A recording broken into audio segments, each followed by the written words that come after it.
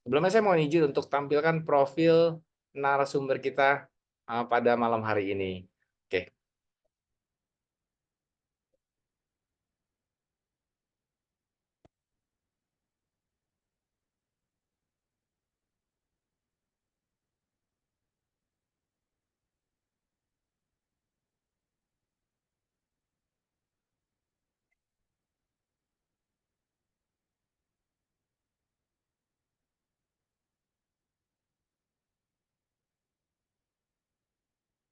oke.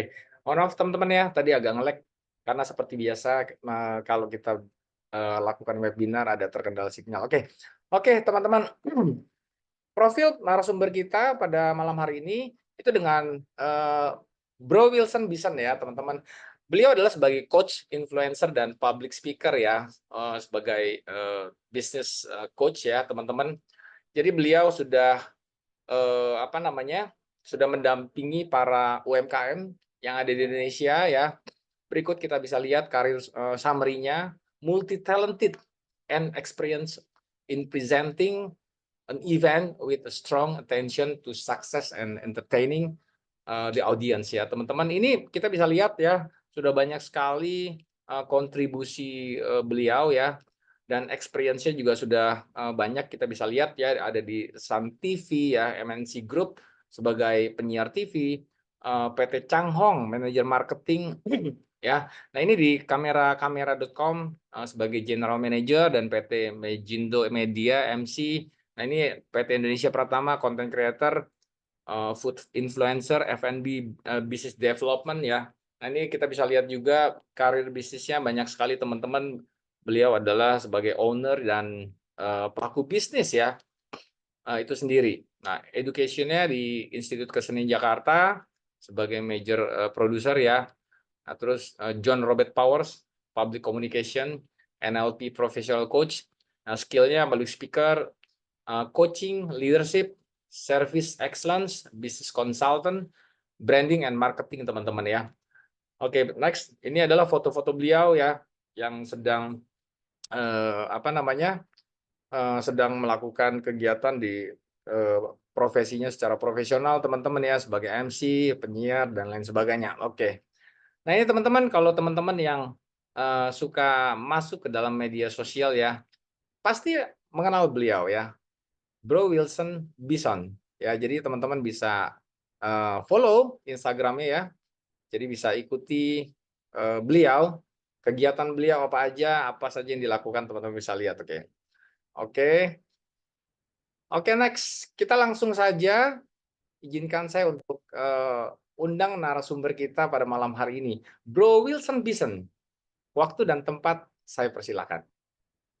Ya, terima kasih Bro Aditya. Ya, selamat malam semua Bapak Ibu yang udah hadir di sini, luar biasa nih. Ya, jadi saya langsung share screen aja ya. Boleh, silakan, Bro. Langsung share screen. Nah, apakah udah terlihat? Sudah, sudah. Sudah ya. Oke, jadi mungkin di sini temanya cukup berat juga nih ya sebenarnya ya, karena bergerak kreatif kunci dapat cuan. Karena untuk dapat cuan sebenarnya kan bagaimana kita bisa bergerak, dan balik lagi katanya rezeki udah ada yang ngatur gitu kan. Berarti kan kalau kita di sini kunci dapat cuan, berarti kita kayak mengatur rezeki nih sebenarnya gitu ya. Nah, jadi uh, untuk di pertengahan perjalanan, kalau misalnya ada materi-materi saya yang ingin langsung ditanyakan, boleh langsung aja raise hand, atau enggak langsung tulis di kolom komentar. Jadi kita langsung interaktif aja tanya jawab seperti itu ya. Oke. Jadi pada hari ini adalah bergerak kreatif kunci dapat cuan di tahun 2025 harusnya ya. Oke. Nah, tadi ini sebenarnya udah dibahas oleh Bro Adit, berapa profil saya, kita nggak usah bahas lagi karena waktu kita singkat ya. Dan ini sosial media saya, ada Instagram, ada TikTok sebelah sini, dan ini ada YouTube ya. Jadi boleh, kalau ada yang mau follow boleh, nanti saya follow back, tinggal bilang aja di DM ini peserta dari IFSC ya. Kalau ada yang mau ngeblok juga nggak apa-apa ya. Oke. Oke, next. Nah, jadi kalau kunci sukses kita untuk kita bisa bergerak kreatif sebenarnya ini, kita harus bisa mengenali diri sendiri. Ini akan menjadi potensi kita. Ya, sebenarnya gimana kita mengenali diri sendiri? Yang pertama, Apa yang kita suka?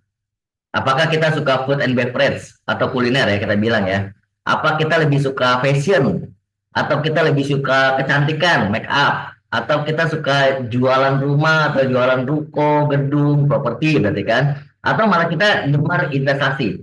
Ya, bukan investasi bodong ya. Jadi investasi kan banyak nih, ada investasi, mungkin ada trading seperti itu ya, atau enggak main saham, itu juga investasi sebenarnya. Atau beli-beliin franchise itu juga investasi.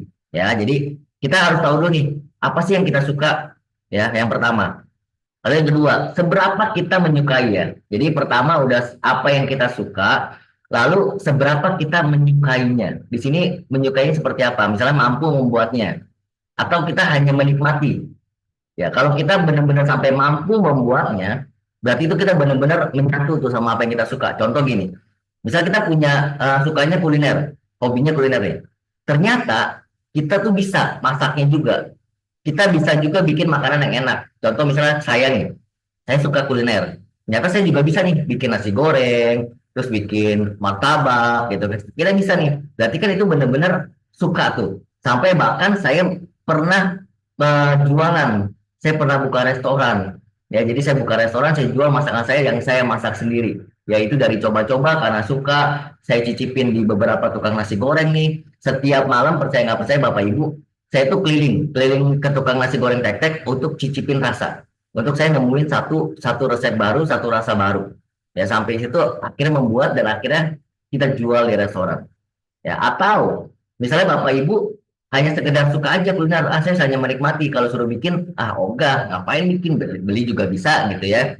Nah itu juga menjadi pertimbangan untuk potensi diri kita. Ya, oke.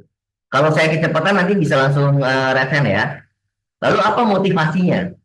Ya, motivasinya untuk kita menyukai hal-hal tersebut apa? Apakah memang lagi tren? Misalnya, wah lagi trennya kuliner nih. Misalnya yang dulu tuh es kepal Milo misalnya. Oh, tua banget ya, udah lama banget ya es kepal Milo. Atau enggak sekarang yang tren apa? Masakan-masakan Thailand, masakan-masakan Korea misalnya. Apakah lagi tren terus kita suka? Atau misalnya lagi tren masalah make up ya, atau enggak masalah-masalah kayak kecantikan-kecantikan kan lagi ngetren tuh sekarang di sosial media. Apakah gara-gara ngetren kita jadi suka? Ya, atau karena kita di komunitasnya, karena kita bergaulnya misalnya kumpulnya sama trennya orang yang suka sama kuliner nih, yang setiap hari kerjanya nyari hunting makanan, ya kan, yang setiap minggu misalnya ngumpul ngobrol hanya ngobrolin makanan. Nah itu kan komunitas. Gara-gara komunitas, suka nggak suka, kita akhirnya jadi suka tuh dipaksa. Ya itu beda lagi.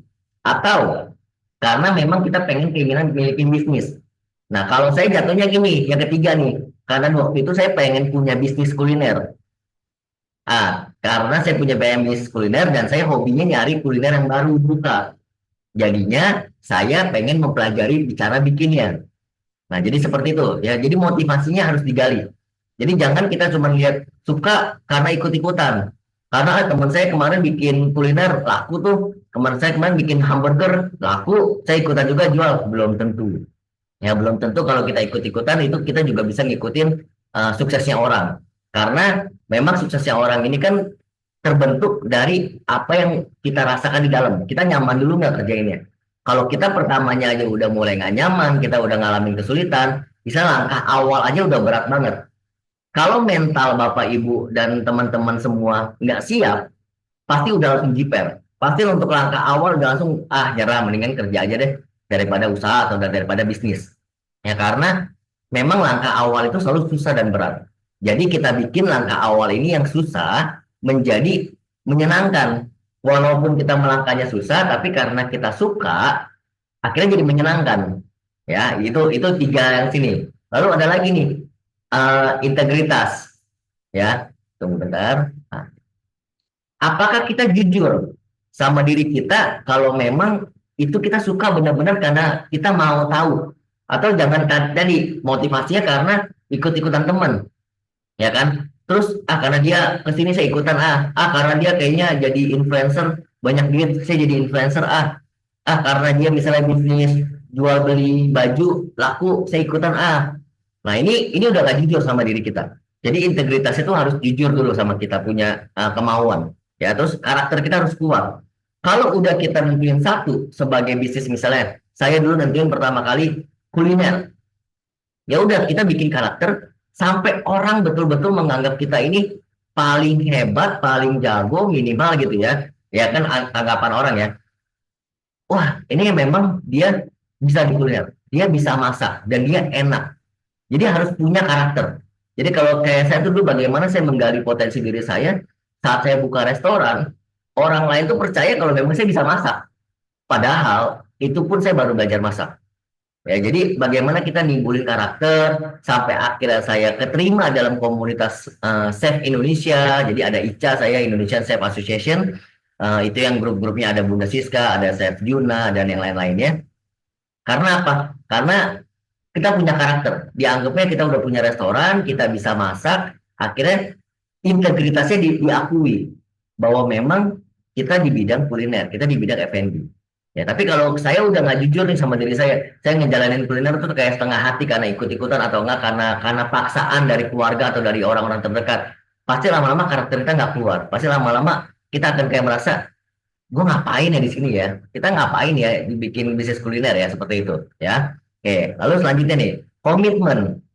Ya, komitmen kalau udah punya integritas kita komitmen nih.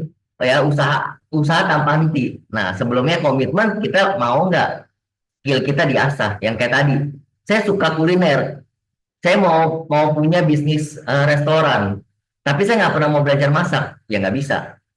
Kayak hari ini Bapak Ibu udah ikut di seminar ini, di workshop ini luar biasa. Berarti Bapak Ibu tuh sudah bersedia untuk dilatih, sudah bersedia untuk update informasi, ya kan? Karena informasi itu selalu bergulir. Kalau zaman dulu nih, waktu zaman sebelum COVID, itu informasi atau perkembangan zaman tuh masih dibilangnya slow, masih nggak terlalu cepat. Tapi sekarang semenjak eranya COVID, kalau saya bilang eranya COVID dan akhirnya digital ini menjadi gila-gilaan, ini benar-benar perubahan itu hampir setiap menit. Perubahan itu hampir setiap hari itu udah pasti trennya berubah. Nah, jadi kalau kita nggak pernah update skill, kita nggak pernah gali informasi, kita lama-lama juga nggak punya apa ya, nggak punya ilmu baru. Kayak hari ini saya pun juga masih ikut-ikutan, oh ada seminar apa nih, apa yang ada ilmu baru kita ikut, ada workshop apa nih kita ikut, ada teman lagi mau ngajar di mana kita ikut. Ya, itu hanya untuk kita mengupdate informasi seputar informasi, karena informasi sekarang itu betul-betul luas banget dan cepat banget berubahnya. Ya, dan yang paling penting kita mau nih dilatih, jangan nanti udah dilatih suruh masak, enggak mau pakai cara sendiri, enggak cara saya begini, saya ngeliatin yang si A begini, terus dilatih sama ilmu baru tetap maunya begini, ya udah itu mah udahlah, mendingan mendingan nggak bisa berkembang istilahnya, udahlah mendingan tutup mata kerja sama orang juga belum tentu bisa diterima kalau karena egonya masih besar. Ya, jadi dengan komitmen, dengan mau dilatih itu berusaha tanpa henti, komitmen, akhirnya kita menjadi potensial. Ya, jadi orang bilang kita punya passion itu karena kita punya potensi. Ya, jadi gini, ini lucu. Jadi perjalanan saya itu lucu. Waktu awal saya meniti karir itu saya di dunia entertainment. Nah, saya sebagai MC, saya teaterikal, lalu saya nyempet di televisi. Semua orang bilang passion saya itu di dunia entertainment. Emang orang ngomong. Padahal Bapak Ibu ini percaya nggak percaya, dulu itu saya pendiam dan pemalu. Untuk naik panggung aja tuh saya bergetar, istilahnya gemeter, untuk ngomong tuh juga bergetar lah. Pokoknya di depan orang banyak tuh saya tuh selalu merasa nggak nyaman. Jadi dari dulu tuh saya nggak pernah ke pasar. Saya maksudnya kalau ke pasar pun maunya udah siang-siang, udah sepi, nggak mau pagi-pagi. Karena apa? Saya kalau ada di kumpulan orang banyak itu pasti merasa nggak nyaman, pasti apa ya, hati itu berdebar-debar. Karena memang memang bukan tipe orang yang benar-benar berani di depan umum sebenarnya. Ya, tapi akhirnya karena tadi saya mau di dunia entertainment, saya pengen bisa menjadi MC, akhirnya saya belajar. Karena apa motivasinya? Karena saya pengen pengen punya uang saat itu dari MC. Ya kan, jadi kalau ini kan motivasinya pengen memiliki bisnis. Nah dulu saya keinginan pengen punya uang, karena dulu uang saku saya tuh kecil banget. Jadi pengen gimana saya punya uang tambahan. Oh ternyata MC itu menghasilkan. Jadi belajar. Sampai akhirnya orang bilang apa? Oh ternyata Wilson memang udah passionnya di situ. Soalnya dia bawel. Padahal bawel itu karena saya dilatih, karena saya latihan, karena saya benar-benar komitmen, karena saya tiap hari latihan. Pokoknya saya tiap hari ke Gramedia, nggak bisa beli buku, saya bukain buku plastik yang di Gramedia. Itu saya belajar tiap hari. Sampai akhirnya saya dapat job MC, ada uangnya, buku yang saya baca di Gramedia secara diam-diam itu, akhirnya saya beli, baca lagi di rumah. Jadi sampai akhirnya orang ngelihat kita passionnya di situ. Ya, lanjut saya punya restoran. Akhirnya apa? Orang bergeser yang dulunya bilang saya passionnya di MC, sekarang semua orang bilang apa? Oh dia emang passionnya di masak. Dia kan chef, dia kan koki, dia kan tukang masak. Padahal Bapak Ibu, teman-teman semua, saya tuh nggak pernah sekolah chef. Saya nggak pernah namanya sekolah yang benar-benar resmi untuk di dunia koki atau di dunia permasakan dapur. Ya, jadi itu otodidak semua. Tapi sampai akhirnya orang bilang passion saya di dapur, passion saya di kuliner, passion saya itu di tempat masak. Nah, hari ini berubah lagi. Orang-orang bilang apa? Passion saya memang di ngajar. Passion saya memang di coaching. Passion saya memang di influencer, di sosial media. Nah, jadi itulah yang saya bilang, kita harus bisa mengenali diri sendiri sampai akhirnya orang mengenal kita tuh sebagai passionnya kita seperti itu. Nah, dengan adanya passion, akhirnya menjadi potensi. Akhirnya menjadi potensial kita tuh untuk bisa mendapatkan cuan baru lah. Ya, jadi dengan potensial orang jadi akhirnya lebih percaya. Ya, jadi seperti itu ya Bapak Ibu ya. Maksud dari mengenali diri sendiri, yaitu sebagai potensi supaya orang-orang bilang ini memang passionnya dia udah situ. Ya, sampai kalau orang belum bilang passion dia seperti ini, berarti Bapak Ibu belum berhasil. Ya, itu ciri kita mengenali diri sendiri. Oke, lanjut ya. Nah, terus kalau udah kenal diri kita mau bikin bisnis pastikan mau dapat cuan itu nggak mungkin kita duduk diam manis tidur tiba-tiba besok ada ngasih duit. Itu namanya mimpi di siang bolong. Nah, kita siapin bisnis plan kita. Kita mesti siap nih sama bisnis plan kita. Itu saya selalu bagi-bagi ada beberapa bagian. Jadi yang pertama dari riset dan analisa. Ini artinya kita ngeriset dulu produk terbaiknya apa, area usahanya, sama target pasarnya. Contoh, misalnya kita mau kuliner F&B. Kita riset dulu. Kita mampunya bikin apa? Kalau dulu saya mampunya bikin nasi goreng. Jadi serba nasi goreng saya pelajarin.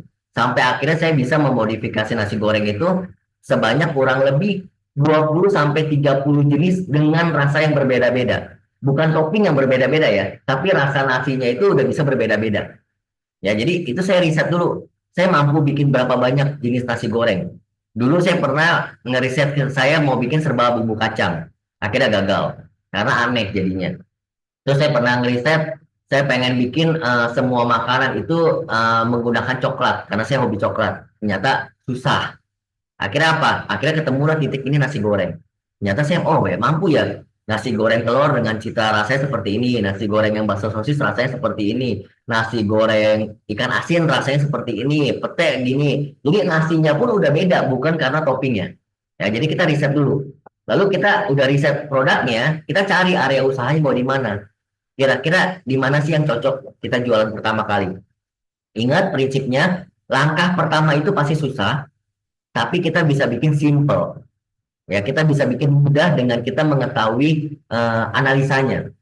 Kalau kita nggak mengetahui analisanya, udah langkah pertama susah, ditambah lagi kita nggak menguasai medannya atau pasarnya, itu tambah double susah. Ditambah lagi kita nggak tahu produk apa yang mau dijual, udah deh, itu hat-trick susahnya. Ya, makin makin parah susahnya. Oke, lalu target pasarnya kita harus tentuin. Jangan kita mau serakah. Oh, target pasar saya dari SD sampai orang kerja atau enggak bahkan mohon maaf sampai nenek kakek yang belanja produk saya. Itu namanya serakah. Ya, jadi Bapak Ibu dan teman-teman, kita tentuin aja. Niche kita mau di mana? Ya, simple kecil aja. Karena sesuatu itu selalu mulai dari yang kecil, bukan dari yang besar. Kalau dari yang besar, balik lagi tadi. Udah berat, ditambah lagi kita mikirin yang besar. Jadinya beban kita nambah lagi. Udah bukan hat-trick lagi nih. Jadi 4 kali kesusahan dari keberatan. Ya, jadi tentuin yang kecil aja dulu. Kalau saya dulu tentuinnya adalah apa? Bocah-bocah sekolah. Ya, karena saya mikir gini, anak sekolah itu dari SMP sampai SMA, itu pasti sukanya tuh kalau nggak Indomie, pasti nasi goreng. Ya, saya pikir apa? Indomie nggak bakal bisa makan tiap hari. Paling menjadi sampingan doang sekali-sekali. Yang mereka bisa makan setiap hari adalah nasi goreng, bami goreng, bihun goreng, kue tiaw goreng. Yang mereka bisa makan setiap hari. Jadi saya tentuin target saya adalah anak sekolah. Makanya dulu saya buka pertama kali itu saya nyari lokasi yang dekat sekolahan. Ya sekolahan ada SMP, ada SMA. Jadi saya buka di situ, udah saya riset, udah targetnya segitu dulu aja. Walaupun sehari paling yang beli hanya 30 anak, ya udah. Tapi lama-lama dari situ berkembang besar. Akhirnya orang tuanya juga suka. Akhirnya mereka bungkus bawa pulang. Akhirnya listnya berubah menjadi orang yang pulang kerja pun butuh makanan cepat. Mereka juga nyari nasi goreng ternyata.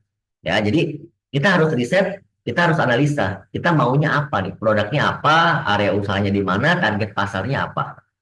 Gitu ya. Lalu yang kedua, nah kita bikin semarinya. Nah, apa nih? Nama usahanya apa ya? Kalau udah tahu produknya, udah tahu tempat usahanya, tahu target pasarnya, bikin nih nama usahanya. Ya, nama usaha itu kan baik biasa gini ya. Biasa orang-orang tuh bikin mereknya dulu nih. Saya mau bikin restoran merek A. Ya kan, mereknya dulu yang dipikirin. Ya, itu bisa juga.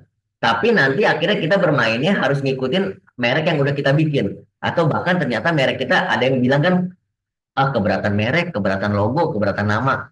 Ya, atau enggak ada yang pernah bilang, ih namanya nggak menjual. Pernah dengar kayak gitu kan? Nah, itu karena kita bermain di zona yang beda, di zona yang lain.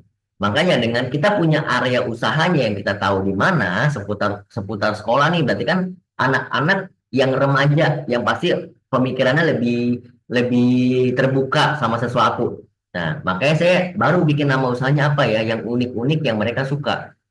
Nah, dulu saya pakai namanya itu Bison Cafe, Bison Culinary. Ya kan aneh tuh buat mereka. Dan nama-nama menunya pun itu saya modifikasi. Misalnya nasi goreng bakso sosis, saya bilang nasi goreng bastard. Ya kan. Lalu misalnya nasi goreng seafood, saya bilangnya nasi goreng siraman kalbu gitu. Terus misalnya nasi goreng pete sama telur, saya bilangnya nasi goreng pelakor. Jadi hal-hal kayak gitu akhirnya membuat ketertarikan buat target kita yang udah kita set, Coba bayangin Bapak Ibu kalau saya set di awal, saya bikin nasi goreng bastard, saya bikin nasi goreng tadi pelakor, terus saya jualnya di area perkantoran. Apa jadinya Bapak Ibu? Pasti orang malas beli. Masa saya jadi pelakor? Masa saya jadi bastard? Masa saya jadi siraman kalbu? Misalnya kan saya memang saya yang sering sering khotbah gitu kan, siraman kalbu. Jadi akan nggak tepat. Tapi kalau kita tahu bermain dari dunia sekolahan, anak-anak pasti jalan gil, om dulu manggil gitu kan, bastard satu om gitu kan. Nah jadi akhirnya ketemu tuh. Ya baru kita bikin biar biar latar belakangnya tahu bahwa kita memang pengen pengen memberikan sesuatu sentuhan yang beda buat anak-anak remaja, ya kan visi misi kita apa, misalnya ngenyangin setiap perut anak yang baru pulang sekolah, kayak gitu-gitu kan. Nah, jadi kalau buat saya, summary ini dibikin setelah kita riset dan analisa. Jadi Bapak Ibu, mulai hari ini jangan lagi kebalik, jangan lagi pikirin nama. Karena apa? Kalau kita mikirin nama dulu di awal, percaya saya, nanti bisnis Bapak Ibu nggak jalan-jalan. Karena otak kita udah kecapean untuk mikirin logo, untuk mikirin nama.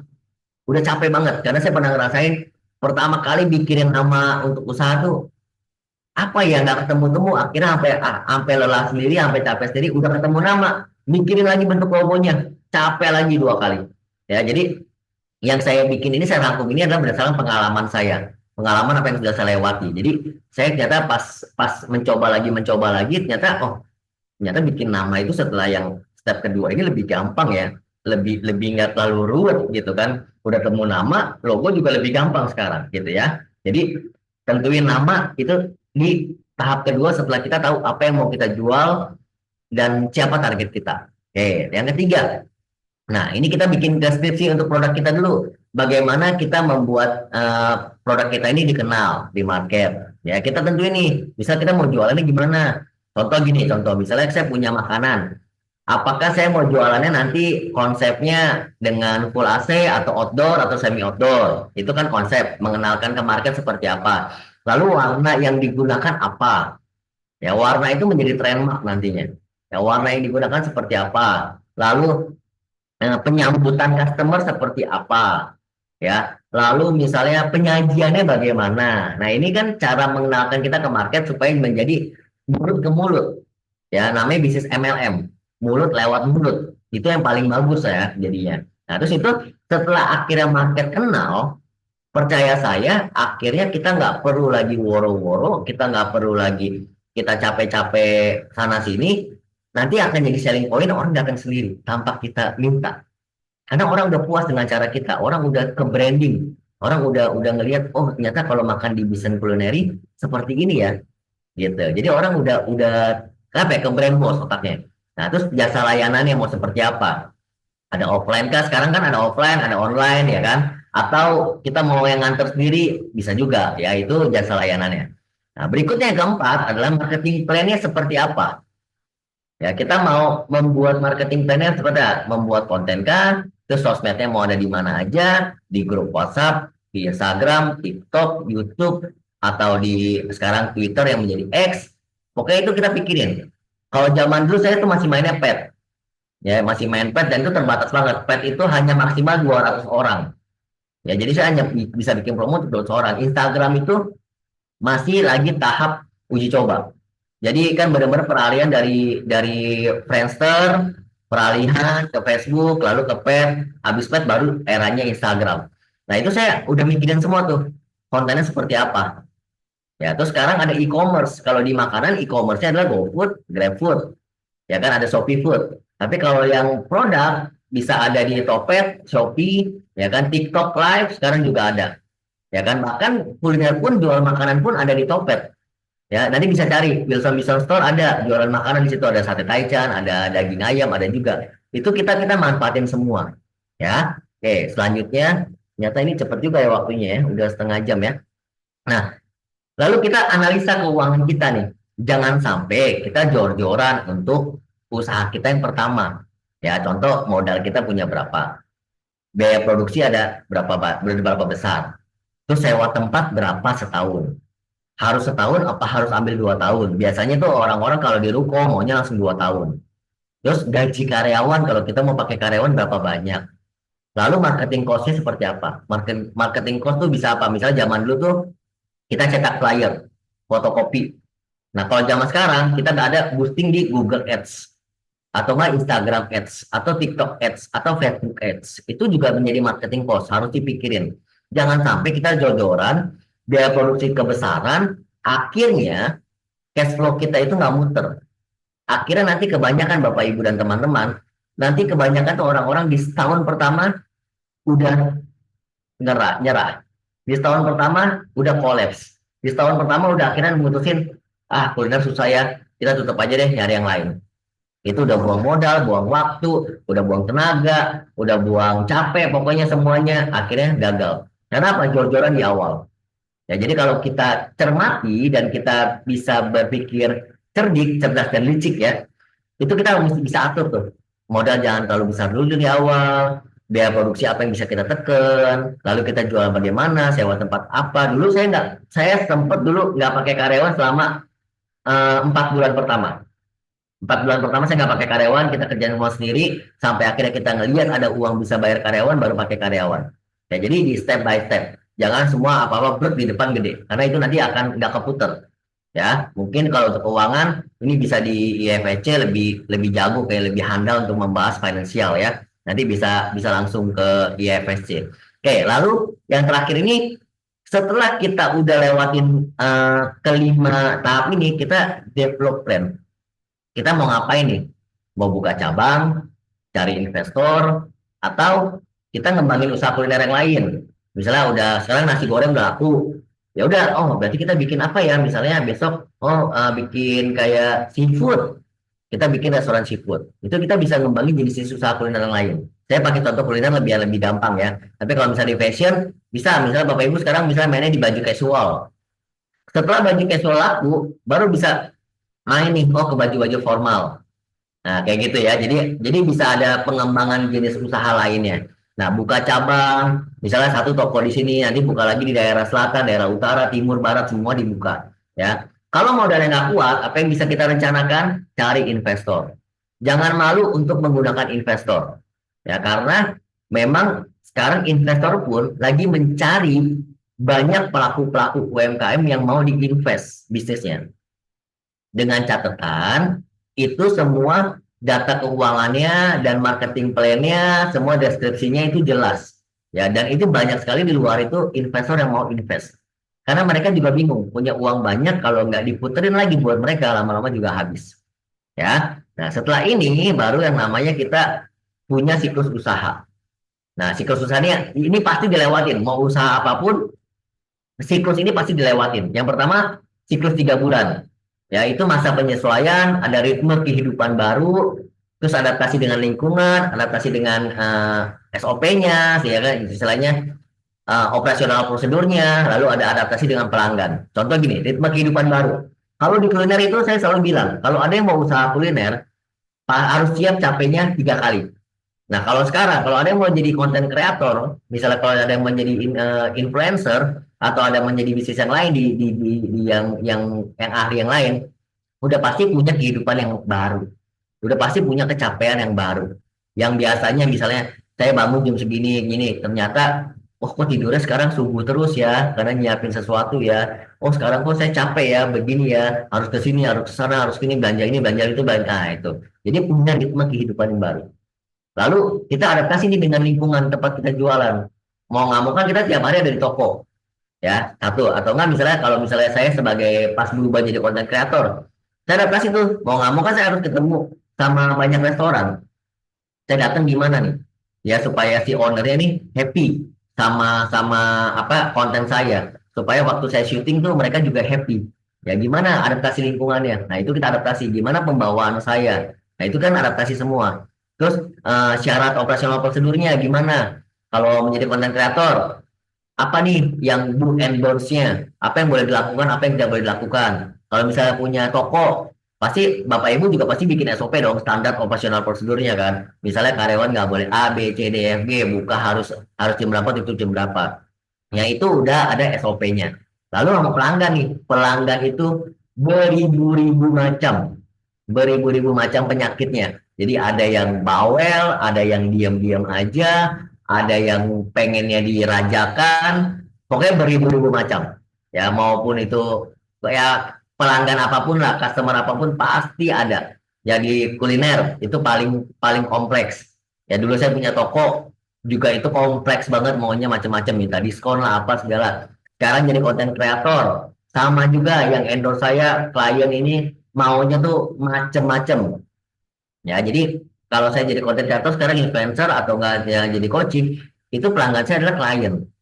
Dan itu pasti banyak banyak kemauan dan banyak tipe masing-masing. Jadi kita mesti adaptasi. Itu di 3 bulan pertama. Lalu berikutnya di 6 bulan pertama. Ya, ini adalah siklus bagaimana kita mencari konsumen. Mencari konsumen yang setia, menjadi konsumen yang baru, terus konsumen yang cuma coba-coba. Jadi ini adalah tiga jenis tipe konsumen. Kalau konsumen setia itu udah pasti manggil kita lagi, udah pasti datang lagi ke tempat kita usaha, ya udah pasti makan lagi di restoran kita. Ya misalnya kalau misalnya saya punya toko baju nih, pasti besoknya dia akan beli baju di tempat kita lagi. Dulu saya punya toko kamera, itu saya dapat pelanggan dari orang dari Batam, pemerintahan Batam, itu maunya pasti belanja di toko saya, nggak mau di toko yang lain. Ya jadi itu udah konsumen setia. Nah konsumen yang baru baru tahu, oh ternyata ada toko ini ya, oh ternyata ada restoran ini ya, oh ternyata ada Wilson Bison ya, gitu kan. Nah itu pelanggan baru. Terus kalau konsumen coba-coba biasa, ih ada apa nih, coba yuk, siapa tahu enak. Ih ada apa nih toko baju, ih siapa tahu bagus-bagus, itu coba-coba. Ya jadi itu tiga tipe konsumen. Lalu di 1 tahun pertama, tahun pertama itu kita mulai menemukan jati diri kita. Ya mulai ngerti nih sama usaha yang kita lagi lakuin. Terus kita juga akhirnya punya karakter sampai yang tadi saya bilang menjadi passion. Orang lihat ini udah passionnya ya. Nah itu biasanya di setahun pertama. Ya akhirnya kita punya ide-ide gila lagi yang baru untuk kita di tahun berikutnya. Makanya ada dibilang kan, ini udah mau akhir tahun nih. Yuk buka lembaran kertas baru, kita bikin lagi nih apa rencana kerja kita tahun berikut depannya. Nah kayak sekarang nih kita udah di bulan Oktober. Yuk kita siap-siap ide-ide baru apa nih untuk di nanti tahun 2025. Ya biasanya di tahun pertama itu pasti akan menemukan hal-hal baru, hal-hal unik. Ya kalau saya bilang hal-hal gila. Nah lalu naik di 1,5 tahun. Nah ini baru kita mulai stabil. Kita mulai mampu menjalankan sistem yang kita bikin untuk usaha kita. Apa yang kita kerjain. Ya, terus kalau misalnya tidak berkembang pun, ya kan, usahanya pun nggak menurun. Jadi nggak naik, tapi nggak turun. Jadi stagnan aja, stabil. Nah, ini masih mending daripada akhirnya turun. Kalau turun lama-lama kita kolaps. Kalau stabil masih mending, kita masih tinggal putar otak bagaimana kita ngedongkrak supaya naik. Itu kita tinggal nyari momentumnya. Ya, saat dapat momentum, gas langsung hajar. Ya, ini di 1,5 tahun pertama, lalu di 3 tahun, ya langsung di 3 tahun inilah baru kita ngelihat ada titik cerah, kita uang udah banyak, udah masuk, balik modal. Misalnya kalau punya restoran, udah kelihatan akhirnya semua apa yang modal saya keluarin akhirnya udah kebayar. Itu 3 tahun Bapak Ibu. Ya, 3 tahun bayangin, mungkin bukan waktu yang lama, mungkin juga bukan waktu yang sebentar. Tapi kalau kita jalanin 3 tahun ini jadi cepat. Tapi kalau kita rasain 3 tahun ini nangis darah sama apa yang kita usahain semuanya, nangis darah. Kayak saya dulu bikin kuliner, restoran, tidur saya sehari hanya 1 jam 2 jam. Ya itu nangis darah banget karena saya tutup restoran itu jam 11 jam 12, lalu nyampe ke tempat tinggal ke rumah, saya harus rekap semua penjualan, lalu pagi-pagi jam 4 jam 5 subuh harus pergi belanja ke pasar lagi. Ya jadi benar-benar itu tidur tuh hanya sedikit banget, 1 sampai 2 jam setiap hari, paling lama 3 jam saya tidur. Ya tapi setelah 3 tahun baru kita bisa napas, minimal napas enak ya gitu. Ini 3 tahun pertama. Ya, jadi Bapak Ibu dan teman-teman, kalau kita mau mulai usaha, ini yang harus diingat nih, siklus usaha ini mampu nggak nih? Kita survive setahun dulu, 1,5 tahun, sampai ke 3 tahun. Kalau kita udah siapin mental di sini, kita mau usaha apapun nanti aman. Kita menghadapi isu-isu resesi atau isu-isu yang di luar sana bagaimana, kita aman karena mental kita udah siap. Ya, oke lanjut. Saya sampai jam berapa ya? Ini kayak masih panjang. Ya, saya lanjut aja terus ya. Masih lanjut. Ya, lanjut. Ya, sip. Kalau mau tanya boleh langsung ya. Boleh kalau kolom chat atau mungkin boleh langsung resen. Nah, jadi apa yang harus usahanya? Nah, kalau saya bilang untuk 2025 itu lebih ke digital product. Ya. Digital product itu ini macam-macam. Jadi makanan pun bisa kita bikin jadi digital product. Jual handphone bisa jadi digital product, jual baju jadi digital product, jual jasa jadi digital product. Kayak hari ini kita ada di Zoom ini udah digital product. Ya, jadi digital itu adalah di mana kita mengandalkan internet, mengandalkan media-media lainnya yang kita bisa saling berhubungan, koneksi secara langsung tanpa harus datang ke tempatnya atau offline-nya. Ya, jadi itu digital product. Nah, sekarang 2024 itu tuh digital product udah makin gila. Dan sekarang 2025 ini digital product akan menjadi raja. Apalagi sekarang udah ada AI, udah ada live shopping, semuanya udah punya live. Ini akan menjadi raksasa. Jadi kalau Bapak Ibu dan teman-teman tidak menguasai digital di era sekarang, apalagi mau menghadapi tahun 2025, mendingan buat saya benar-benar pikir lagi untuk tidak belajar. Jadi lebih baik benar-benar belajar. Ya, kalau udah nggak mau belajar untuk digital, udah pasti akan ya bukan udah pasti ya. Sekarang aja kita ngerasa hidup sulit. Apalagi kita nggak mau upgrade skill, kita nggak mau upgrade informasi, kita nggak mau ngikutin zaman. Apakah nggak tambah sulit? Pasti tambah sulit ya. Jadi digital produk ini benar-benar akan merajai. Karena sekarang TikTok udah kolaborasi dengan Tokopedia. YouTube udah kolaborasi dengan Shopee. Ya, dan semuanya udah live shopping. Semuanya belanja dari rumah. Semuanya nggak lagi pergi ke tokonya offline. Semuanya belanja di toko online. Ya, jadi apa yang harus kita lakukan usahanya? Kuasai digital product. Oke. Nah, apa itu digital product? Yang tadi sudah bilang, produk dengan wujud yang bukan fisik atau biasa berbentuk elektronik yang diperjualbelikan secara online melalui media internet. Ya, jadi apapun itu dibilang dengan digital product. Ada pertanyaan? Oke. Oh, siap. Nah, jadi digital product inilah yang akan menjadi raja nanti di 2025. Oke, lalu apa yang harus kita lakukan nih? Nah, kita punya marketplace, ada e-commerce. E-commerce itu nih apa teman-teman pasti tahu logonya. Kalau ada yang mau jawab langsung aktifin mic-nya aja. Pasti kenal. Ada? Pasti kenal semua ya. Mungkin di mute nggak apa-apa. Ini Shopee. Kita punya Topet. lalu kita punya GoFood kalau untuk makanan, ada GrabFood dan yang lain-lainnya. Ya, jadi ini yang bisa kita manfaatkan untuk kita jualan. Sekarang punya TikTok, ada IG, ada YouTube, itu juga harus kita manfaatin. Karena peluang usaha di e-commerce, nah, satu, kita bisa menjual produk pribadi. Misalnya yang tadi saya bilang, Bapak Ibu punya kerajinan tangan nih, punya craft, atau enggak bisa masak, atau enggak punya toko pakaian, atau misalnya tadi punya toko elektronik, itu semua bisa dijual di internet atau enggak di e-commerce. Mau di Instagram, di TikTok, di Tokped, di Shopee, di GoFood, di GrabFood, semua itu bisa dijual Bapak Ibu. Ya, jadi itu menjual produksi pribadi atau yang kita bikin sendiri. Ya, atau kita menjual kembali produk milik orang. Ini yang bisa dibilang adalah kita sebagai dropshipper atau enggak kita sebagai makelar atau kita ngambil nih cari nih suppliernya mana nih yang murah. Oh, misalnya kalau saya mau beli aksesoris handphone nih, contoh misalnya casing. Oh, yang murah distributor A. Saya beli ya di situ. Saya beli banyakan. Saya beli beli pulakan. Jadi kan dalam jumlah besar, beli partai. Ya kan harga pasti murah. Lalu saya jual lagi toko saya.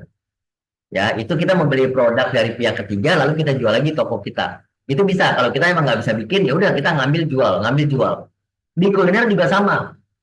Ngambil bahan baku ke orang lain, kita tinggal ngolah goreng doang, lalu kita jual. Itu yang saya lakukan juga. Jadi saya mensupport beberapa UMKM, saya bikinin produknya, khususnya yang halal. Jadi ayam saya udah marinasiin, lalu saya udah potong-potongin. Pokoknya nanti yang punya usaha UMKM makanan yang dia bingung mau bikin racikan bumbunya udah ada nih, saya bilang saya tinggal ngajarin cara masaknya, cara ngegorengnya, mereka tinggal jual. Ya, itu juga ada. Jadi membeli dari pihak ketiga, lalu untuk kita jual lagi. Oke. Oh, ada pertanyaan nih. Halo, mau tanya nih, kalau untuk bisnisnya bergerak di tempat persewaan, bagaimana? Seperti tempat gym, biliar, minta tolong dong. Oke, saya jelasin ini ya. Teman saya beberapa sekarang bikin tempat biliar. Dan itu akhirnya apa? Setiap hari dia bikin konten di tempat biliar. Akhirnya apa? Orang-orang ini ngelihat tempat biliarnya, oh enak ya, nyaman ya, meja biliarnya bagus. Ya, gym juga sama. Ya, teman saya juga banyak yang penggiat gym. Jadi mereka fitness. Setiap hari mereka bikin konten di tempat fitness. Akhirnya tanpa disadarin orang teman-teman sekitar itu lah lihat dia itu akhirnya oh enak ya fitness di tempat A ya. Jadi pengen fitness di situ.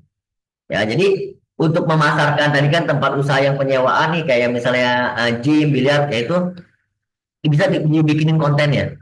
Setiap hari harus ada bikinin konten. Ya ada bikin konten, mungkin konten yang lucu-lucu, atau juga bisa juga konten yang estetik, atau juga misalnya konten memang orang main, lalu kita bikin turnamen, ya kan kita bikin liga kalau di biliar, ya kan kalau di gym juga kita bisa bikin lomba-lomba kecil, ya itu nanti pasti nih, ini udah dipastikan karena saya udah ada buktinya, pasti nanti akan banyak sponsor juga yang masuk ke tempat gym kita, akan banyak sponsor juga yang masuk ke tempat biliar kita, ya jadi lama-lama produk nih endorse tempat kita nih. Misalnya gini, kalau tempat gym, kebanyakan pastinya akan masuk ke produk susu. Boleh nggak saya jualan susu di tempat gymnya, kita bagi hasil, biasa gitu. Revenue sharing, biasa gitu. Kalau di biliar juga sama. Yang stick-stick biliarnya, saya masukin produk saya untuk dijual di situ, nanti kita bagi hasil. Ya, jadi kalau untuk bisnis intinya kita harus berpikir bagaimana kita mendigitalisasikan bisnis kita, ya kan? Jadi berarti bikin konten, harus buatkan kontennya. Ya, kejawab ya, mudah-mudahan ya Pak Aris ya. Oke, selanjutnya, oke, kita bisa menjual jasa. Menjual jasa kan tadi bisa juga misalnya saya menjadi MC, menjadi pengajar, lalu misalnya kita sekarang ada jasa bersih-bersih rumah, bersih-bersih kasur, jok, semuanya itu jasa. Ya, itu juga bisa menjadi digitalisasi. Bikinin kontennya, ya. Lalu mencari kemitraan. Yang tadi saya bilang, mitra ini akan tertarik di saat kita punya developnya, di saat kita punya pengembangannya, di saat kita terlihat bahwa ini kayaknya memang cocok nih sama sama mitra. Sama mitra itu saya bilang di sini misalnya produk yang lain. Mereka bisa endorse, mereka bisa invest.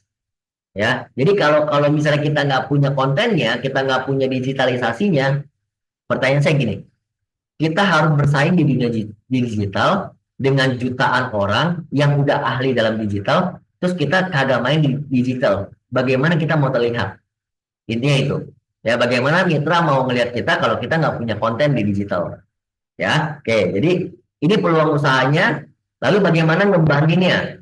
Nah, pengembangannya adalah bisa dilakukan dengan berbagai cara. Mulut lewat mulut yang tadi udah saya singgung di awal. Ini cara paling efektif dan paling ampuh. Paling ampuh. Sampai hari ini MLM ini masih ampuh. Ya, mulut lewat mulut. Ini ampuh banget. Lalu iklan di marketplace. Atau kita kejar CMO-nya, Search Engine Optimization. Ya, jadi kita kejar di Google-nya. Ya, kita harus belajar lagi. Tapi kalau misalnya nggak mau belajar, kita belajar Facebook Ads saja. Ya, itu juga udah bisa menjangkau. Lalu sosial media kembangin.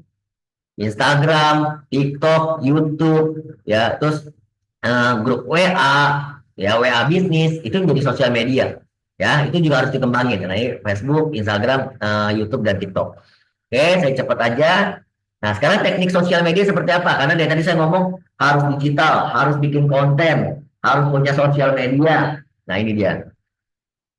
Foto produk zaman sekarang ini adalah teknik yang menarik atau enggak gini. Ini kalau kita mau bikin promo brosur, diskon, kita masih bisa pakai gunain foto.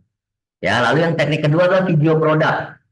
Ini yang biasa kita lagi ngetrend Instagram Reels atau enggak TikTok, YouTube, ya. Sekarang juga udah eranya semua orang suka video, ya, tapi harus video yang menarik. Kalau enggak pasti orang skip. Nah, lalu copywriting, deskripsi, walaupun udah nggak dilihat, tapi ini perlu. Bagaimana orang membaca deskripsinya? Misal kita kasih foto, pasti ada deskripsi di bawahnya. Ya, misalnya produk ini terbuat dari bahan apa, materialnya apa, lalu ketahanannya berapa lama, pasti ada copywritingnya. Itu harus dipikirin, ya. Terus hashtag. Hashtag itu ini sebagai standar. Standar dari search optimizer engine. Jadi untuk orang mencari. Cari di Google itu kalau misalnya kita ketik nih, makanan enak. Nah, mungkin kita nomor satu. Ya, jadi ini kita harus tahu standar hashtagnya apa. Jangan lagi teman-teman atau Bapak Ibu seperti zaman dulu nih, pakai hashtag di Instagram atau di TikTok, itu pakai 20 hashtag, semuanya dipakai sampai full. Ternyata itu sekarang buat algoritma itu menjadi spam. Jadi yang baik seperti apa? Yang baik itu hashtagnya harus sesuai dengan foto atau video yang kita posting.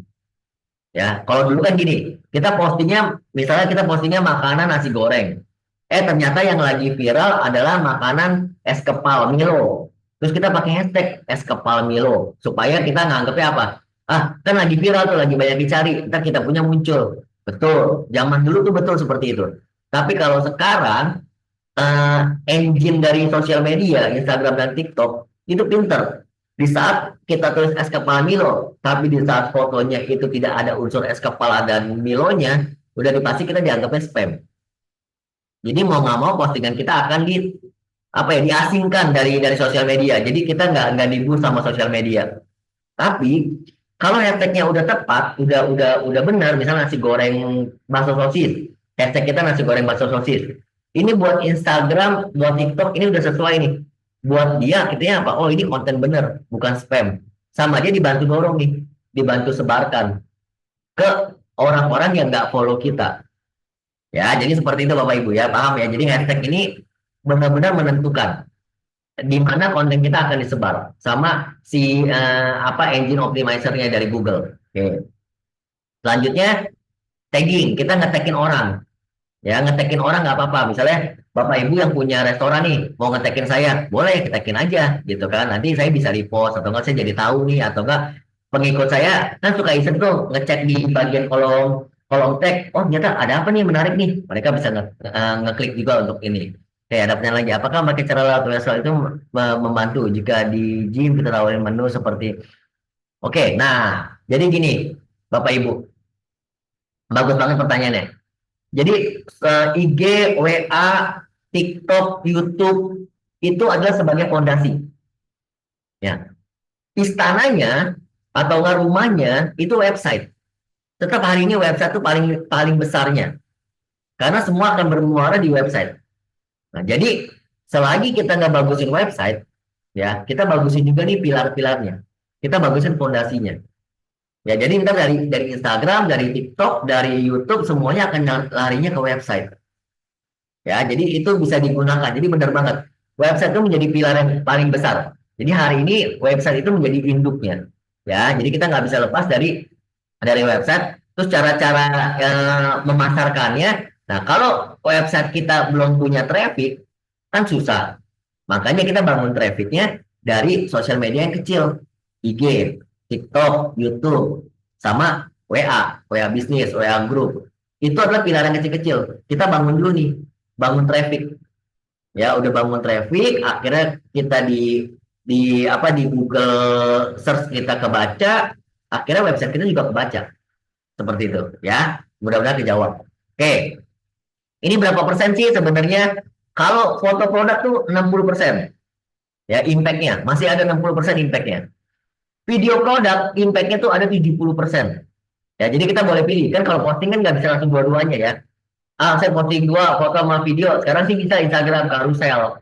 Tapi tetap kebacanya adalah post. Kalau Bapak Ibu nggak percaya, coba posting di karusel walaupun ada video, tapi kebacanya tetap post. Ya, karena kita post gitu. Jadi kita kebaca di foto sebenarnya. Jadi itu impact-nya 60%. Kalau kita posting video murni, itu impact-nya 70%. Ya, ditambah dengan copywriting 10%, ditambah dengan hashtag ada impact 10%, dan tagging ada impact 10%. Ya, kan kalau misalnya ini kan kita belum lengkap nih. Itu masih ada lagi yang biasanya ini disembunyikan sama apa ya? Orang-orang yang jualan kelas di luar sana kan banyak nih. Cara bisa optimize sosial media. Wah, harus ikutin algoritma lagi. Buat saya sih sekarang algoritmanya adalah konsisten aja. Jadi nggak ada lagi namanya jam tayang harus kapan, nggak ada lagi namanya saya harus sehari posting berapa kali. Pokoknya konsisten aja. Konsisten dilakukan dalam waktu 3 bulan, 4 bulan, 6 bulan, itu udah pasti kebaca sama algoritma. Tapi ada satu yang selalu disembunyikan sama mereka yang ngajarin, mereka nggak pernah ngingetin kita untuk pasang iklan. Ya, jadi kita udah bikin konten bagus-bagus. Percaya saya, tanpa kita iklanin, konten kita nggak kebus. Bahkan selebriti-selebriti sekarang aja nih, atau enggak yang akunnya udah besar aja, Bapak Ibu bisa lihat, kadang-kadang mereka ada sponsor. Sponsor itu berarti mereka lagi iklanin konten mereka. Jadi kalau Bapak Ibu bisa di Instagram ya, lihat ada di bawahnya sponsor gitu kan. Berarti itu kontennya itu lagi diiklanin sama dia.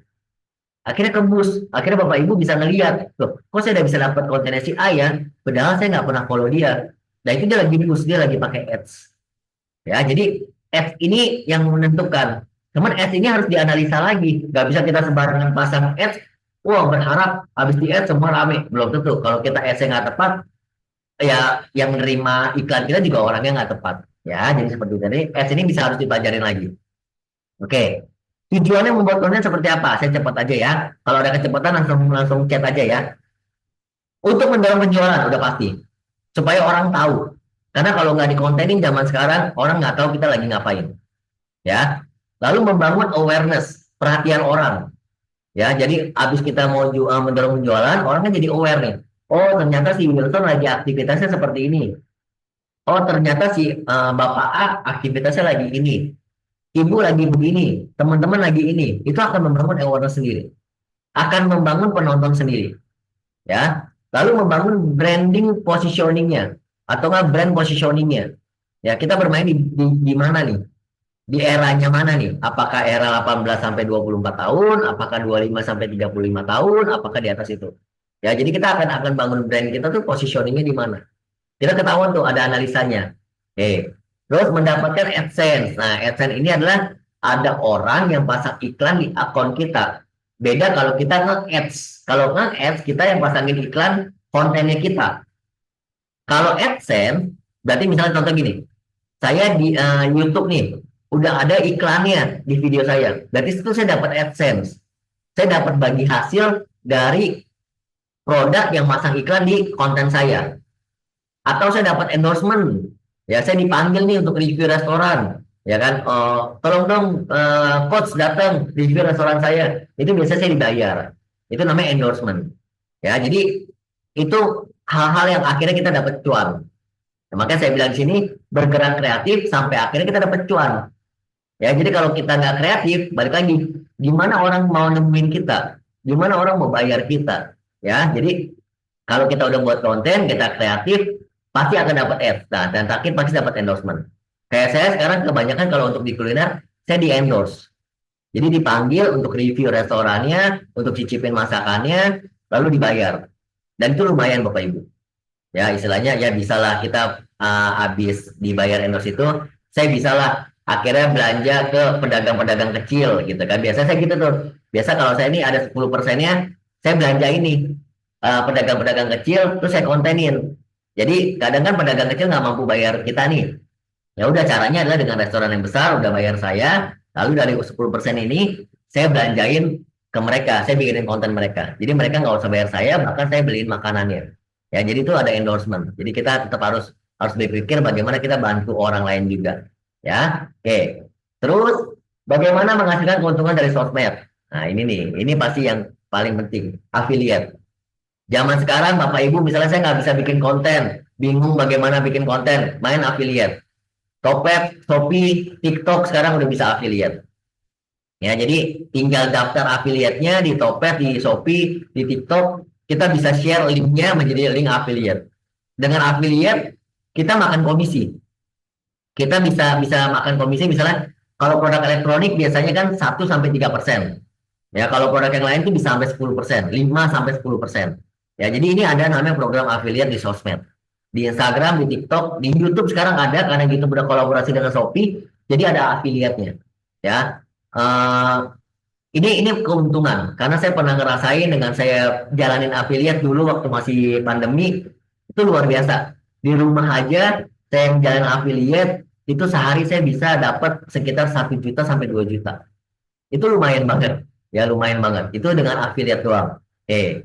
Nah, lalu sponsorship yang tadi ada brand atau enggak ada mitra yang mau sponsorin kita. Ya, sponsorin kita, endorse kita, itu sponsorship.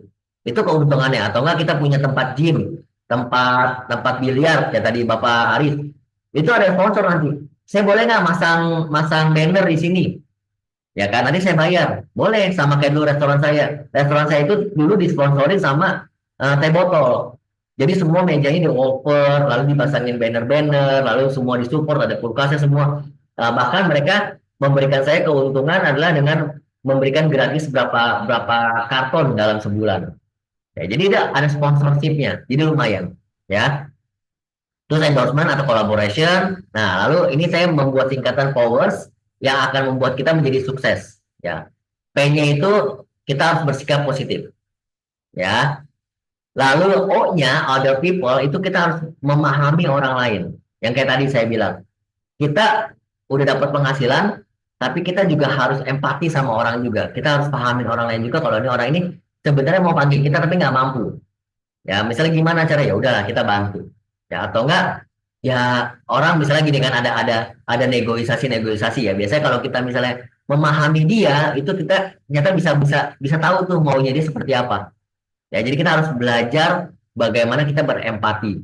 Lalu W-nya adalah word, tutur bahasa kita, komunikasi kita dibetulin. Ya, dibetulin nih, jangan sampai ada pelanggan kayak ini. Saya bilang, udah Bu, kalau mau murah, toko sebelah aja tuh. Kalau sini mah barangnya bener apanya, jangan gitu kan. Nah, itu udah tuh pasti ditinggalin. Ya, pengalaman saya di restoran ada yang komplain gini-gini kita sebenarnya ya maaf ini ya. Akhirnya apa? Jadi orang jadi pelanggan setia.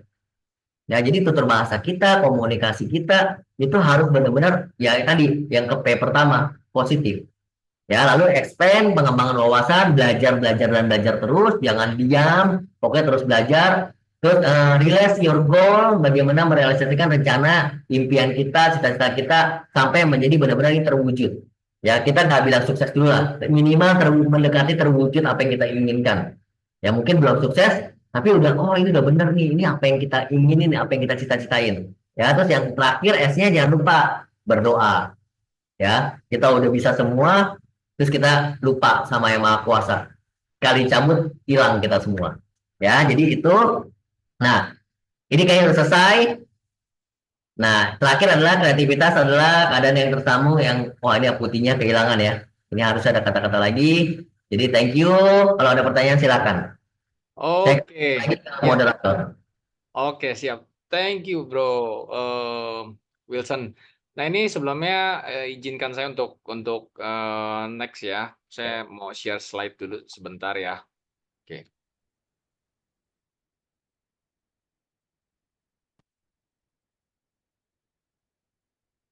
Oke, teman-teman, bagi para peserta webinar di malam hari ini, silakan bagi yang mau tanya, drop pertanyaan Anda semua di chat room di everyone ya. Nanti kita akan compile dan kita akan tanyakan kepada narasumber dan untuk dijawab ya, teman-teman ya. Oke. Nah, ini ada beberapa pertanyaan, Bro Wilson ya, karena topik ini ternyata sangat menarik ya. Eh, ini ada pertanyaan.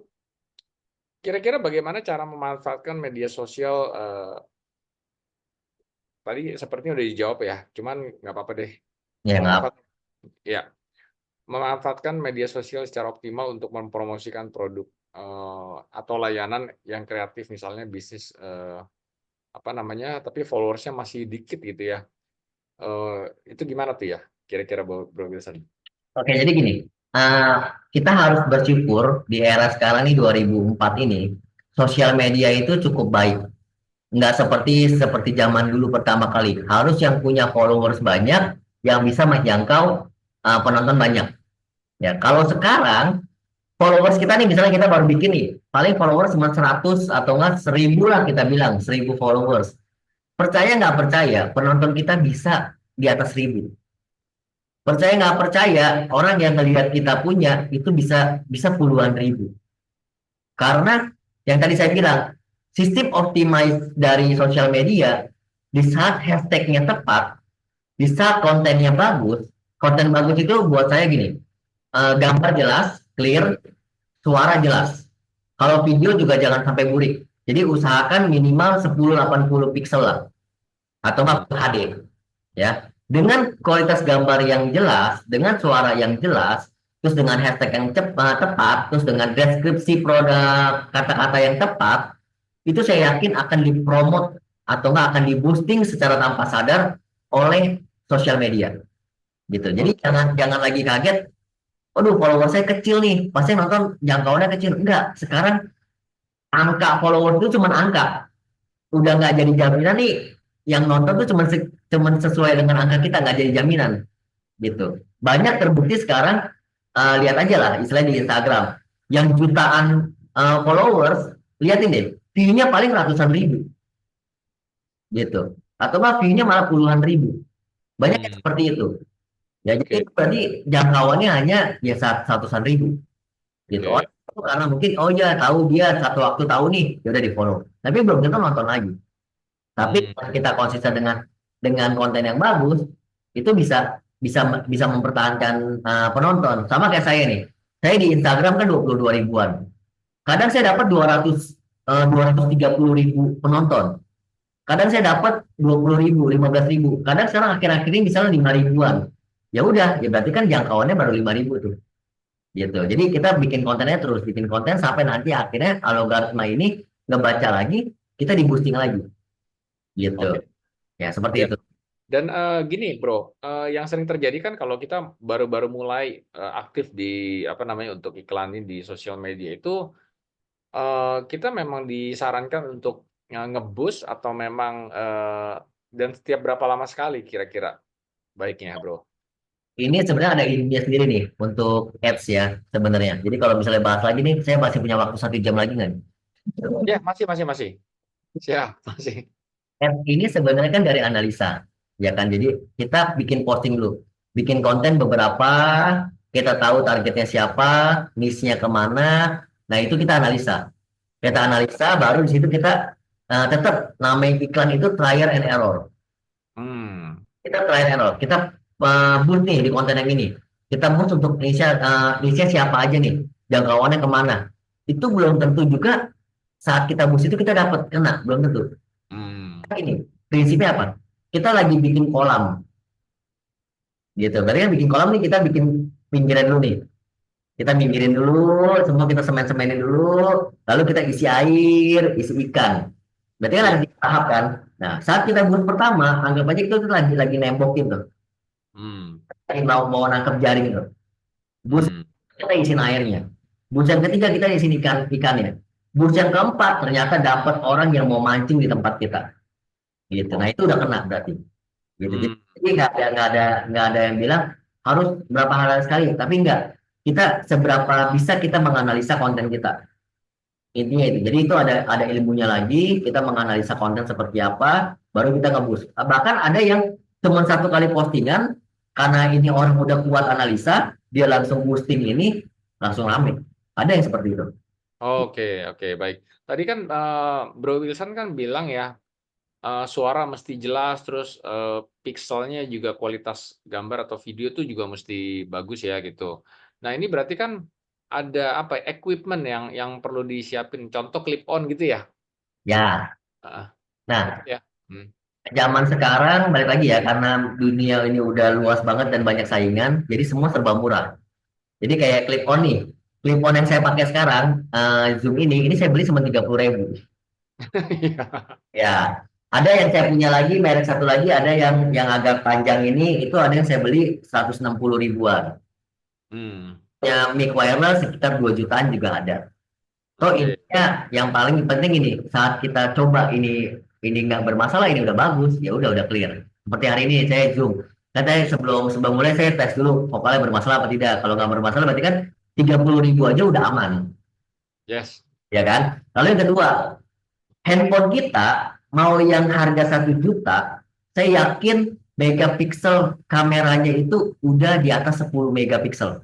Hmm. Itu udah lebih dari cukup untuk bikin konten. Dengan Hmm. catatan, kita punya cahaya yang mendukung. Oke. Jadi, Ya. terus apapun kameranya, misalnya contoh saya punya iPhone 15 atau 16 Pro misalnya, tapi Hmm. saya syuting di tempat yang kurang cahaya, percaya saya hasilnya buruk juga. Hmm. Gitu. Jadi balik lagi namanya fotografi, videografi itu kita nggak lepas dari cahaya. Hmm. Harus punya lampu, minimal lampu juga ada yang murah-murah, kayak ring light aja sekarang juga udah ada yang 30 ribuan. Bahkan saya pakai bohlam. Ini yang saya pakai ini sebelah sini ini bohlam 50 watt. Gitu ini Oh, 70.000. oke, oke. 50 watt besar ya, Bro? Besar. Jadi makanya ini kan clear kan saya punya wajah kan. Iya, iya, iya. Ya, jadi itu Ya. itu yang harus kita pikirin supaya saat di kamera kita clear. Gitu. Kalau saya matiin yang ini udah pasti saya gelap. Nih, saya Oh, udah oke. pasti saya gelap gitu kan. Hmm. Jadi memang cahaya itu yang benar-benar mendukung. Nah, kalau untuk suara itu ya kita tes lah produk. Nggak usah yang mau beli mahal-mahal karena sekarang yang 30.000, yang 100.000 atau kan 300.000 yang wireless saja udah ada kok. Gitu. Mic wireless 300.000 udah ada. Hmm. Nggak perlu beli lagi kayak zaman dulu saya beli wireless 2 juta. Sekarang ternyata ada mic wireless cuma 300.000 dan hasil gambar, hasil suara itu bagus juga. Gitu. Hmm, oke, baik. Ya, ini masih ada pertanyaan lagi. Kira-kira tuh cara memulai bisnis untuk affiliate tuh gimana ya, Bro? Oke, kalau affiliate kan kita satu nih, kalau misalnya dari Topet lebih mudah, Topet Shopee itu lebih mudah. Kita tinggal masuk ke pilihan affiliate, kita ikutin langkah-langkahnya, kita daftar, ya udah nanti kita tinggal pilih produknya, lalu kita share link produknya. Di saat ada orang ngeklik dengan link produk itu, nah kita dapat tuh kalau kalau sekarang kalau nggak salah setiap kali klik kita dapat 50 perak, 10 sampai 50 perak per klik linknya. Jadi Iya. misalnya ini ada produk di Tokped, misalnya kamera gitu kan. Kalau nggak lampu, saya share nih di story saya. Lalu ada orang ngeklik.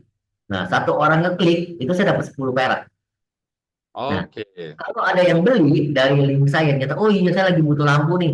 Klik saya punya, oh iya memang lampu yang saya butuhin. Dia akhirnya beli lampu itu, saya dapat lagi komisi 5 sampai 10%. Oh, Gitu. oke. Misalnya harga lampu 70.000 nih. Berarti kalau saya 10%, saya dapat 7.000. Hmm. Nah, itu saya bilang, dulu saya jualnya mic wireless. Di mana mic wireless itu kan masih mahal tuh 2 jutaan. Dulu merek Saramonic. Ya kan, sekarang juga masih 2 jutaan. Itu saya tiap hari postingin di apa story saya. Dan Oke. hanya kan memang orang lagi butuh itu kan dari dulu kan. Akhirnya apa? Dia ngeklik, dia beli, saya dapat 5%. Dulu masih 10%. 200.000 setiap kali orang beli. Kan lumayan. Lumayan ya. Gitu Ya, dia, ya. gitu tekniknya. Oke, oke.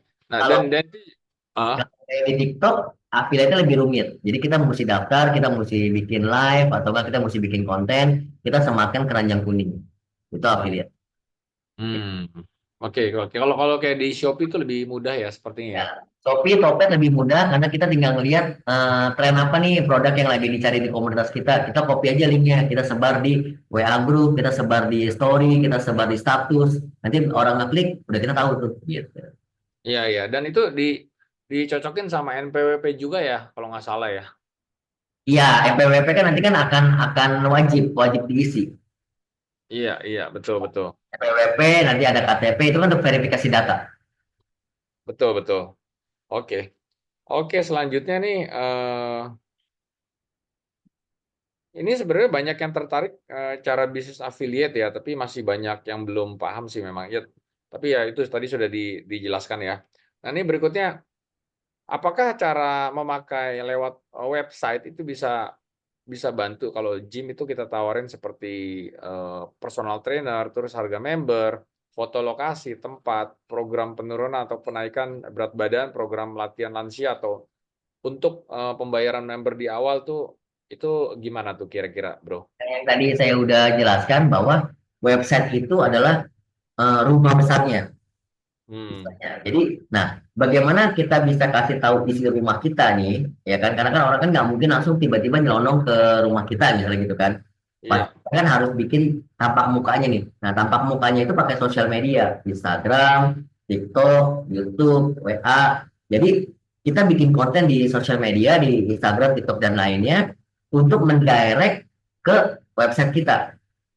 Nah, Hmm, jadi kita bisa tahu nih, kita mau bikin promo nih, promo dengan diskon member.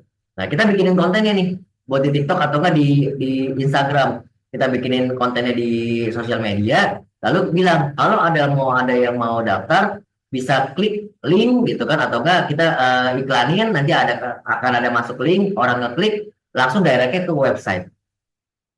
Gitu. oke, Jadi sosial media ini sebagai jembatan atau enggak sebagai pilar untuk orang bisa masuk ke rumah kita atau ya atau website kita kayak gitu. oke, oke.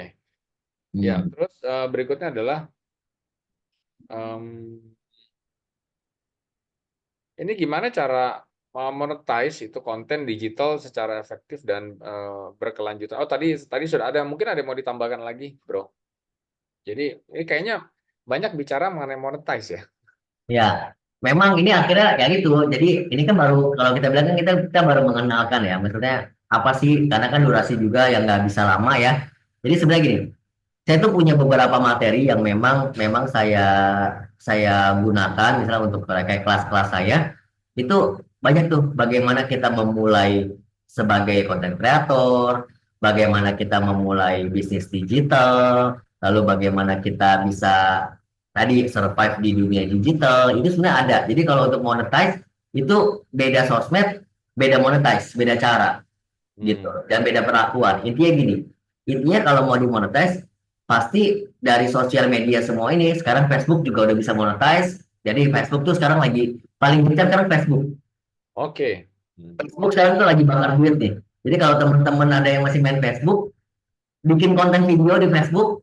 Nanti kalau Facebook nawarin, mau nggak videonya diiklanin? Nah, itu udah langsung daftar aja. Ya, Facebook lagi bakar duit. Jadi nanti dia berdasarkan jumlah orang yang nonton. Nanti kita dibayar tuh. Nah, Facebook, Oh, IG, IG juga lagi mulai bagaimana dia bisa dipasangin iklan kayak YouTube. Nah, kalau TikTok itu kan nge-give, ya kan orang nge-give kita dapat duit kalau kita live. Kayak gitu. Nah, itu sekarang jadi intinya bikin dulu kontennya, bikin aja dulu. Nanti kalau masalah monetize, nanti kita belajar lagi di waktu yang berbeda, paling gitu. yang penting konsisten aja, intinya gitu kan ya, Bro? Intinya yang tadi yang langkah di awal, kenalin diri sendiri sampai Iya. akhirnya orang bilang ini passionnya kita di sana gitu. Oke, oke. Nah, ini bagaimana cara seorang konten creator tuh bisa berkolaborasi dengan brand tanpa kehilangan ciri khas atau otentitas mereka? Biasanya adalah brand yang nemuin kita. Oh, oke. Ini kita punya jati diri, kita punya karakter, nanti brand nih melihat kayaknya saya cocok deh untuk brand mereka.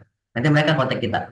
Jadi makanya saya bilang kita lakuin dulu semuanya sesuai dengan apa yang kita mau, motivasi apa yang kita mau, sampai kita punya integritas, sampai akhirnya itu tadi orang percaya bahwa brand saya nih kalau dipromoin sama Wilson nih bagus loh, cocok loh, seperti itu. Jadi nanti akan yang seleksi itu adalah brandnya. Kita mau ngarapin mereka nih, karena kalau mereka merasa nggak cocok juga nggak akan dapet. Gitu. Iya, iya. Oke, berarti brandnya yang akan mencari kita gitu ya. Pasti akan kita ke seleksi sama brand. Gitu. Oke, oke, baik. Nah, ini oke, ini seperti pertanyaannya kurang lebih sama ya. Eh, kalau memilih kalau mulai bisnis klinik kecantikan itu gimana strategi untuk meningkatkan pangsa pasarnya, Bro?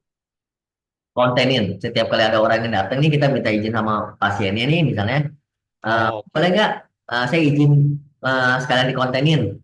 Kalau diizinkan ya udah bikin kontennya. Kalau dia nggak izinkan kita bisa pakai sistem endorsement, panggil influencer hmm, ke klinik kecantikannya, ya kan. Jadi kita bisa melakukan metode bayar mereka atau enggak lu datang deh nanti gua kasih treatment gratis, sistem hmm, barter.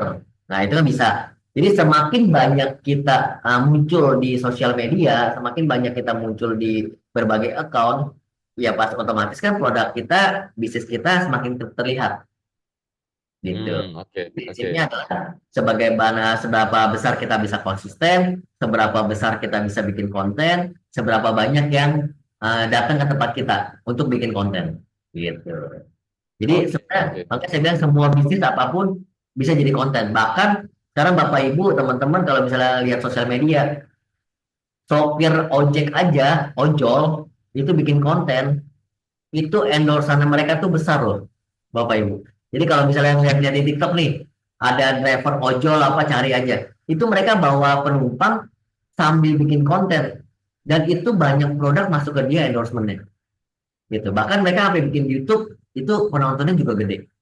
Jadi apapun sekarang jenis usahanya, yang penting kita punya bikin konten, yang penting kita bisa konsisten, itu pasti rame, gitu. Oke, oke, oke. Oke, baik. Nah, terus ini gimana kalau modal kecil tapi pengen meningkatkan market, tapi followers juga masih sedikit sih ya? Nah tadi kalau sekarang followers kan udah nggak terlalu ngaruh kan sebenarnya kan. Nah dengan modal kecil, nah kita harus pinter-pinter yang tadi saya bilang ada powers, ada komunikasi. Ya kan kita bisa komunikasi nih misalnya contoh gini. Sekarang kan ada beberapa orang yang ada di sini nih partisipan nih misalnya. Terus kenal dengan saya, kenal dengan IFSC. Misalnya gini, saya punya usaha nih tempat makan baru mau buka. Boleh nggak minta tolong dipromoin gitu kan, mungkin via barter atau enggak saya punya biaya seperti ini.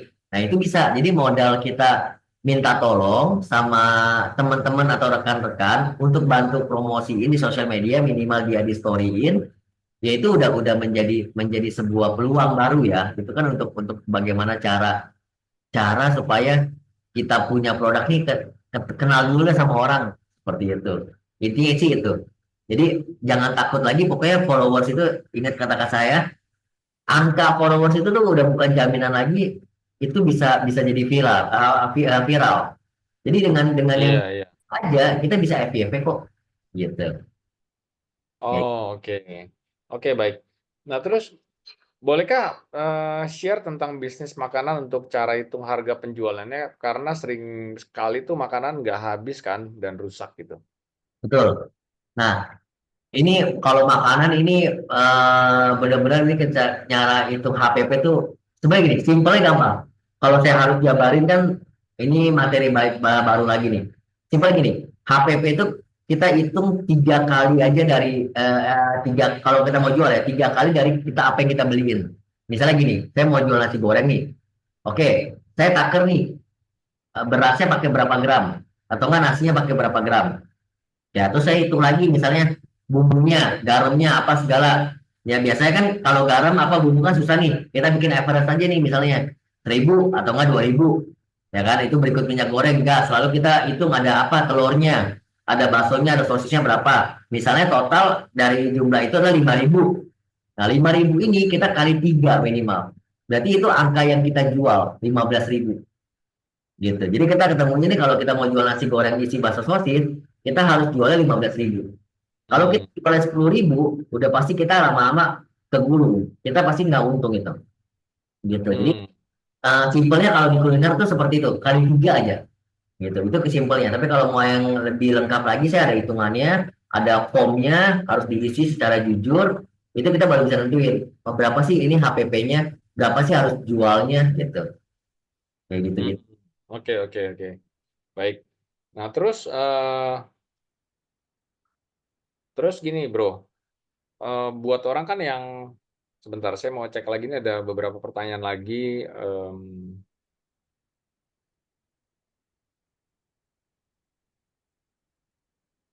Ini juga nah, ada. oke. Kalau buat anak muda yang masih kuliah tuh, kira-kira bisnis apa sih yang nggak ganggu waktu, Bro? Wah, kalau masih kuliah paling enak sebenarnya, paling banyak yang bisa dimanfaatin kalau kita masih kuliah. Karena apa? Satu, teman kita masih luas, ya kan? Hmm. Itu masih luas banget teman kita. Terus, Hmm. apa ya? Karir kita masih panjang, karena umur masih Hmm. muda banget. Jadi kita jangan pernah takut gagal kalau masih kuliah. Jadi apapun melihat peluang, itu hajar dulu aja. Yang penting kita yakin ini halal, intinya gitu. Halal bener, jangan yang nggak halal, atau jangan yang nggak bener. Kalau udah kita lihat ini bisnisnya benar, udah halal, ya udah balik lagi. Bisa nggak produk ini kita bikin digitalnya? Bisa nggak kita kontenin? Ya, jadi kalau untuk anak kuliahan, saya juga pernah kuliah juga dulu ya. Jangan takut gagal. Karena apa? Ya kalian kan apa ya, maksudnya bukan ini. Gagal pun kalian masih dalam taraf apa ya, pengembangan. Jadi jangan, aduh ntar saya takut gagal. Nggak usah takut gagal. Sekarang pun kan belum punya bisnis. Sekarang pun kan belum punya kerjaan nih. Kalau gagal pun kan juga sama aja. Orang saya juga belum punya kerjaan, saya belum punya bisnis. Kalau gagal pun sama juga kayak keadaan saya sekarang juga belum memulai sesuatu kan. Jadi udah ada peluang apa? Misalnya temen nih, temen punya bisnis apa? Baju, misalnya kaos, paling gampang kan kaos nih, distro sekarang. Bilang aja, boleh nggak bro? Gue bantu jualin kaos lu. Ntar kita sistemnya komisi aja, gitu. Kalau ada yang Oke. aku sistem komisi, nanti gue postingin di IG gue, di misalnya di TikTok gue, ntar gue bikin konten. Pokoknya kalau laku lu kasih gue komisi. Jadi seperti itu. Dan itu kuliah itu banyak banget. Zaman saya kuliah, dulu belum ada digital. Apa yang saya lakukan? Saya bikin brosur, saya sementawarin siapa yang kuliah pagi atau enggak kuliah sore yang belum punya sarapan sama belum punya cemilan sore. Saya jual Indomie. Wow. Masak Mantap. Indomie di rumah, saya kerjasama sama koperasi kampus, saya taruh brosur, saya bilang sama yang jaga koperasinya, saya bilang, Pak, kalau ada 10 orang yang order Indomie saya, Bapak free satu porsi untuk Bapak. Boleh pilihannya bebas Hmm. apapun. Yang penting satu porsi. Karena dulu saya ada Indomie polos, Indomie telur, Indomie bakso sosis, Indomie keju, Indomie mozzarella gitu. Jadi Bapak boleh pilih jenisnya apapun, tapi harus dapat 10. Dan itu saya pagi-pagi, itu pasti jam jam 6, jam setengah 7, saya udah masak tuh minimal 30 porsi Indomie. Hmm. Minimal. Jadi saya datang pagi-pagi jam 7 ke kampus, walaupun saya nggak ada kuliah, datang buat ngedrop Indominya ke koperasi gitu, karena udah pesanan, jadi pesannya pada malam. Ntar ada lagi sore, datang lagi sore misal 30 sampai 40 saya drop lagi gitu. Jadi Hmm. kalau di kampus tuh enak banget karena peluangnya tuh besar sekali. Kalau di kampus kita mau jual apapun tuh, karena teman-teman tuh ada sistem nggak enak. Nggak enak nih teman gua, yaudah gue beli deh, kalau nggak gue bantuin deh, kayak gitu. Jadi kalau di dunia kampus, hajar aja bro, apapun yang punya peluang, pokoknya jangan takut gagal, bikinin kontennya, konten apapun nggak usah malu-malu. Era sekarang kalau malu-malu bikin konten, udah pasti susah untuk maju. Udah itu Betul, tipsnya lah. betul, betul, setuju. Apalagi Indomie ya, Indomie itu kesukaan banyak orang ya, Bro. Betul. Iya, ya. Dari anak kecil sampai orang tua aja udah pasti suka Indomie. Betul. Dan kita pasti kalau nyimpan wangi Indomie walaupun udah makan lapar lagi kan. Betul. Ya. Itu di kampus saya jualan itu, jualan Indomie. Kalau waktu masih SMP saya jualannya apa? Nasi uduk, nasi kuning. Jadi saya pagi-pagi beli di pasar, saya bikin, saya makan dulu nih. Oh ternyata orang, enak ya, berapa tuh? Oh 3.000 doang. Gue nitip dong, nitip dong, nitip dong. Itu yang nitip.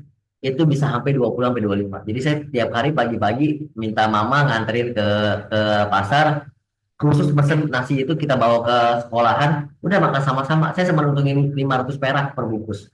Jadi modalnya 2.500, saya jual 3.000 gitu. Jadi paling enak tuh udah kayak gitu kalau di sekolah. Jadi seberapa kita bisa kreatif, seberapa kita mau bergerak, intinya saya kayak judul sekarang ini, kita bergerak, kita kreatif, nanti pasti ada yang nyangkut. Peluang itu pasti gede. Gitu. Oke, oke. Nah, ini ada pertanyaan lagi, Bro. Gimana kalau mau bisnis, terus habis itu saya tipe yang kaku gitu, terus susah untuk kreatif. Tipsnya gimana, Bro? Ini ada yang nanya nih. Saya nggak percaya orang itu nggak kreatif. Yang saya percaya orang itu Nggak tidak mau. berpikir. Hmm, Jadi sebenarnya kreativitas itu muncul karena kita memikirkan. Tapi kalau kita nggak memikirkan, otomatis kreativitas kita nggak muncul. oke. Kalau kita bilang misalnya, oh saya nggak kreatif, berarti mohon maaf banget. Jadi kita belum berpikir untuk apa nih, gitu. Tapi kalau kita udah mulai berpikir aja ya, misalnya gini kan, kita mau mandi aja, kita berpikir untuk mandi. Terus di kamar mandi kita dengan mulai dari buka baju, nyalain keran apa, itu aja udah proses kreatif sebenarnya. Bayangin Bapak Ibu, coba saya mau tanya, pasti setiap hari walaupun kita mandi, pasti yang kita lakukan stepnya pasti bisa berbeda-beda. Iya, Itu aja udah bisa membuat satu kreativitas sebenarnya. Jadi sebenarnya kreativitas itu tercipta karena kita mau bergerak dan kita mau mikir. Itu pasti iya, kreatif muncul. Jadi kalau misalnya saya kaku, banyak konten-konten di sosial media yang nggak muncul muka. Banyak yang nggak muncul muka. Banyak yang cuma produk aja. Terus orang cuma muncul tangan. Tangan aja yang muncul sama suara. Itu juga banyak akhirnya terjadi penjualan juga besar. Jadi konten itu nggak harus muncul muka. Nggak harus kelihatan satu badan. Tapi cukup kita review kamera dari atas nih, kamera dari atas, kita unboxing atau enggak kita lagi buka makanan, kita arahin satu-satu makanannya ke kamera yang ada di atas, itu aja udah jadi konten. Zaman oke. dulu, zaman dulu saya konten juga waktu di Instagram, konten saya itu cuma foto-foto makanan, gak ada muka saya. Pas video pun cuma makanan nih, kita videoin, muter begini dari atas, itu kita kontenin. Dan akhirnya itu memancing orang menjadi ngiler. Ih, kok kelihatan enak ya makanan lu, mau dong gue pesen. Nah, awalnya dari situ. Jadi kalau kita merasa kita kaku depan kamera, ya udah kita nggak usah muncul, tapi kita produknya aja yang muncul di kamera. Nah, untuk kreativitas, kalau Bapak masih bilang nggak kreatif, coba berpikir lagi gimana caranya kita bergerak, gimana kita berpikir untuk produk. Saya yakin 1000% kreatif muncul. Iya, berarti orang itu belum mau memikirkan aja gitu ya. Belum mau apa ya, belum mau lebih memikirkan. Gitu. Iya, iya. Pikir, aduh saya mau jualan, misalnya contoh saya mau jualan baju, kok susah ya, saya kaku ya. Mungkin mikirnya ke situ. Hmm, Udah pikirnya ke susahnya dulu. Aduh saya mau jual baju ini susah nih, gimana lakunya ya. Nah itu yang dipikirin tuh. Tapi kalau misalnya pikir, saya mau jual baju nih. Wah jaket nih, misalnya kayak jaket ini. Ini jaket, bagusnya jualnya gimana ya? Apakah saya gantung? Apakah saya pakai di patung manekin? Apakah saya pakai diri saya sendiri yang bikin konten? Nah itu akhirnya kan berpikir menjadi kreatif. Gitu. Tapi iya, kebanyakan mungkin orang-orang berpikir, saya jual jaket nih. Aduh, siapa yang mau beli ya? Emang ada pembelinya. Aduh, banyak nih orang yang jual jaket kayak saya. Banyak nih saingan. Nah, akhirnya kreativitas mati. Karena akhirnya apa? Kita nggak berpikir untuk bergerak. Gitu. iya. Itu karena kita mau bergerak aja, berpikir bergerak. Gitu. Oke, oke. Nah, ini banyak anak muda tuh berpikir kerja tuh harus sesuai dengan passion gitu. Nah, jadi kalau bukan passion itu nunggu dipanggil kerja. Nah, karena bisnis kan bukan passion. Jadi kira-kira gimana pandangan, Bro? Nah, dulu sama di era saya muda, saya berpikir juga seperti itu. Kalau kerja itu harus sesuai passion saya. Nah, sekarang akhirnya saya menyadari dan menyimpulkan, saya udah ngalamin, kalau kita kerja mau sesuai passion, bisa, kita seneng. Tapi belum tentu uangnya banyak. Iya, iya, iya. Ya, kerjaannya kita menyenangkan, tapi Iya. itu uangnya banyak. Nah, tapi kalau kita kerja di luar passion kita dulu sekarang, misalnya sekarang nih kita kerja mati-matian dulu nih. Passion saya misalnya adalah sebagai content creator misalnya ya. Tapi sekarang saya harus kerja di balik kantor nih menjadi seorang admin yang benar-benar saya benci misalnya. Ya kan saya kan ngebenci banget ya sama financial sama accounting. Saya harus kerja di accounting, tapi gajinya 2 digit lebih. Nah, itu dia tuh.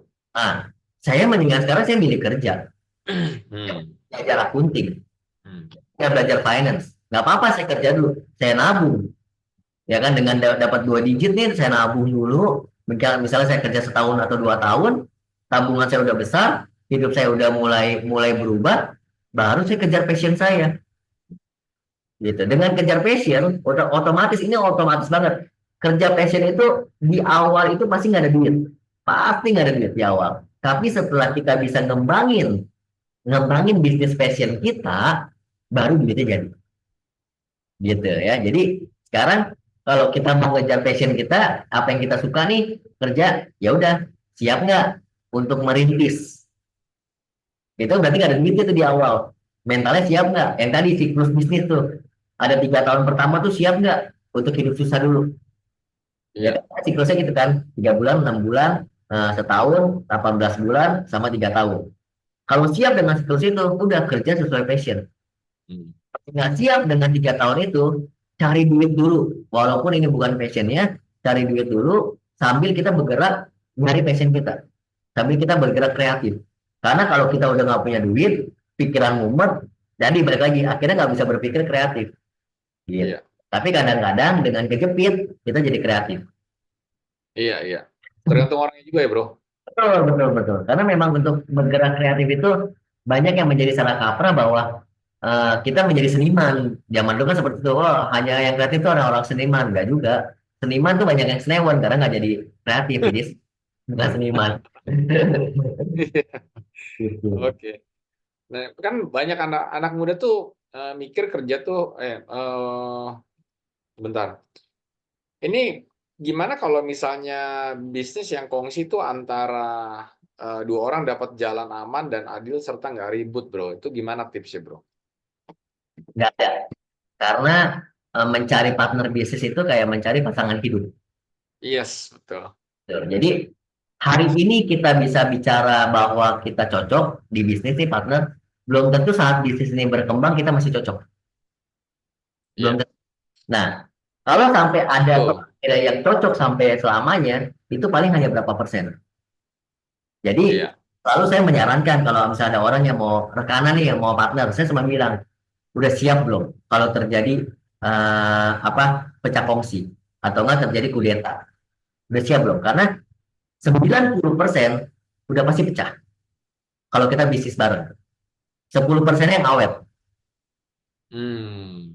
Jadi benar-benar kecil banget yang bisa awet kalau kita kerja sama bareng.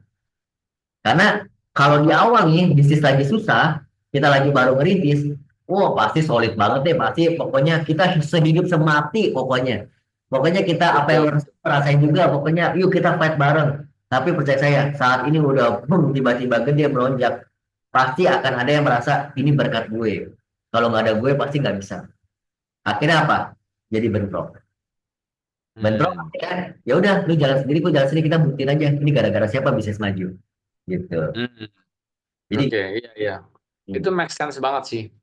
Iya, hmm. itu banyak banget terjadi sih. Dan itu makanya kalau ditanya rumusnya apa, biar ini rumusnya adalah persiapin aja mental kita di saat bisnis ini berkembang besar, kita tahu prosesnya seperti apa dan kita bisa menjalankannya kalau kita nggak punya partner. Jadi Iya. balik lagi, kita punya sebuah ini. Yang penting itu bukan hasilnya, tapi prosesnya. Gitu. Hmm. Emang kita rekanan nih, terus rekanan kita nggak tahu prosesnya nih karena dia mau taunya cuma hasilnya doang. Ya udah itu keuntungan buat kita bahwa kita kalaupun harus pecah dari dia, kita bisa jalanin sendiri. Kalau dia udah pasti bingung nih karena dia nggak tahu prosesnya. Iya, Iya. iya, iya. Betul, betul. Oke. Nah, ini pertanyaan terakhir, Bro. Ya, Ada nggak bisnis autopilot yang sama sekali nggak perlu owner yang cek sama sekali? bisnis autopilot tuh ada tapi 1%. Jadi kalau saya bilang autopilot itu bullshit Oke, karena nggak ada namanya bisnis nggak harus kita pantau. Kita tetap harus dipantau. paham aja, kita masih butuh waktu ngeluangin untuk kita ngelihat grafik. Iya. Kita harus ngelihat fundamental. Hmm. Ya, jadi itu pun udah nggak autopilot. Kalau selama kita masih masih ngelihat grafik, kita masih nyari fundamental, berarti bisnisnya nggak autopilot. Hmm. Jadi makanya buat saya tuh ada nggak bisnis autopilot? Buat saya sih itu 0,1% lah, atau enggak saya bilang mah bullshit lah. Oke. Baik itu adalah bisnis yang dimana kita mengetahui semuanya. Oke, mantap. Itu bagus banget ya quotes-nya ya. Eh, apa namanya, kita mengetahui semuanya ya. Oke, baik, baik. Oke, luar biasa. Ini pertanyaannya sudah terjawab semua, dan karena waktu ya, memang kita memang harus berpisah nih, Bro ya.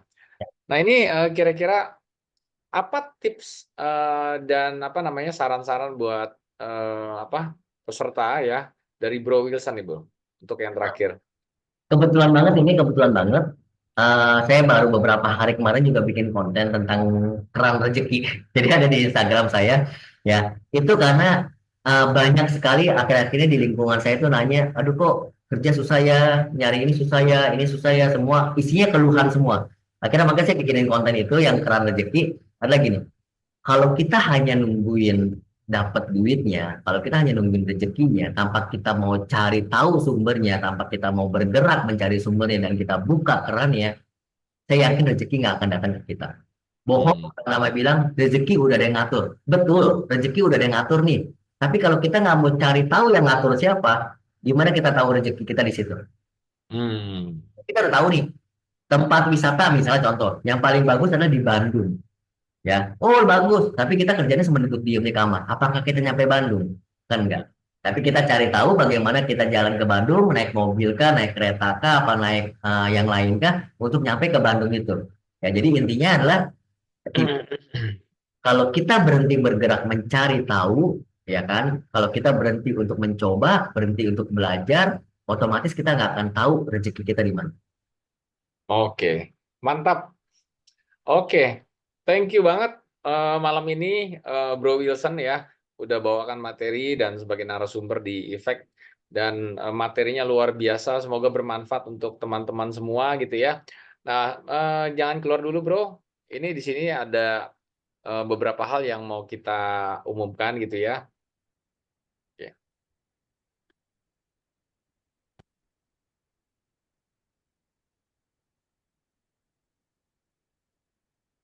Oke, sebagai ucapan tanda terima kasih dari IFEC ya, Indonesia Financial Educator Community, berikut sertifikat ya untuk Bro Wilson.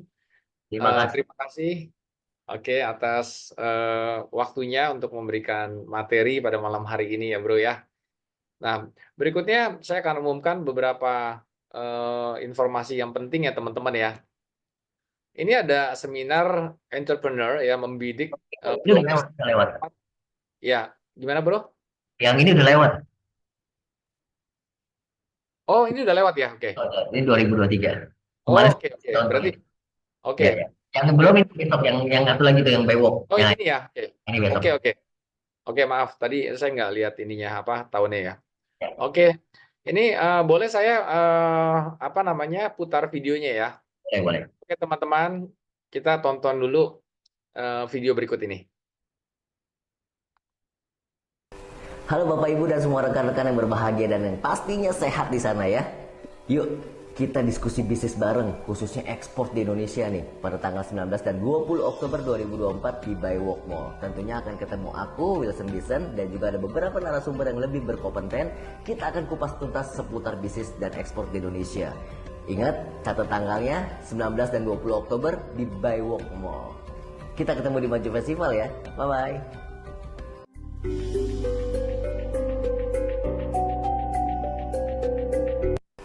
Halo Bapak Ibu dan semua rekan-rekan yang berbahagia dan yang Oke, teman-teman, jangan lupa datang ke acara ini ya, teman-teman, ya, di Bewalk ya, teman-teman.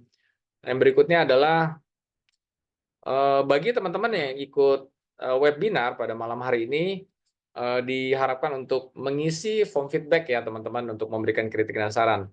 Dan bagi teman-teman yang isi feedback form ini ya, akan diberikan materi pada malam hari ini ya, materi narasumbernya. Jangan lupa, teman-teman ya. Nah, berikut adalah webinar yang berikutnya, itu di bulan November ya. Nanti untuk tanggalnya dan narasumber kita akan informasikan segera, teman-teman ya. Jadi dicatat dulu untuk teman-teman bisa masuk ke dalam WAG di webinar bulan November nanti ya. Ini berikut WAG-nya teman-teman ya. Di sosial media kita ya, ini ada OG, ada Telegram, ada Instagram, dan ada YouTube channel kita teman-teman ya. Jangan lupa teman-teman untuk mendapatkan informasi-informasi dan kegiatan webinar kita yang mendatang ya, yang pastinya itu nggak kalah serunya dari hari ini teman-teman. Oke, acara sudah selesai teman-teman.